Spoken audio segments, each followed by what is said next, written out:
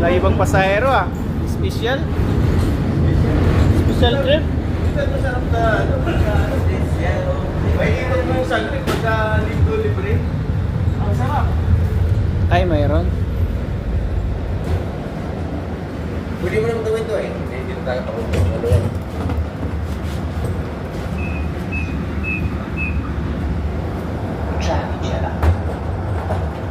Ganda pa pati yung lugar to.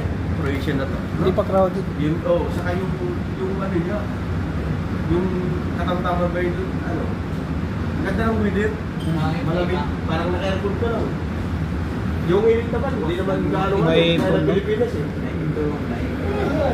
Apa ko hindi mo na, magkinikinig siya sa uwan. Ganda lugar. Uwak. Mga mabait pang tao. Oo, napakalit pa na bansa. Oo. Ha? Hindi ko alam, parang wala ka rin. Public yata to. Oo, parang Public service lang to. sa ito.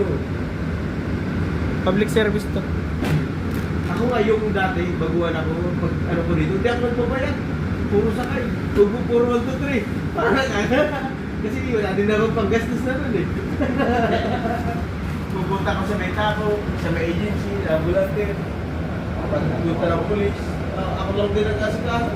Hindi pa lang hindi mo. Sa Osig lang. Wala pang palang na lugar dito. Osig lang yan pa. Osig lang. Hindi, dito sa Grade. Sa Grade ako yun. New sa Grade. Sa Grade. Sa may Ilobi sa Grade. Doon pa sa may Sipsug ko. Doon, oo. Saunan pa, oo. Doon malapit. Ang relation niya doon? Oo, Manila namin. Pero mas maganda pa kay Ricardo kasi kay Ricardo, ang accommodation mismo sa garahe. Yun, bawal ka magano ng ano. Walang accommodation